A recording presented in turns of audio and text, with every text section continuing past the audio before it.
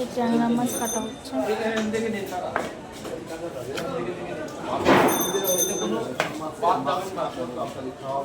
কাটা গেছে একটা মাছ কাটা, শিং বড় মাছ দিয়ে রে।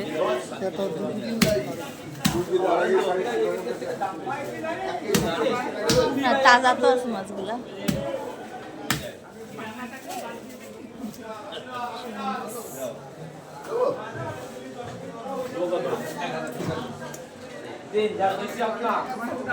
বিশ্বাস করেন আপনি, একদম মনের থেকে দিয়েছি আপনাদের।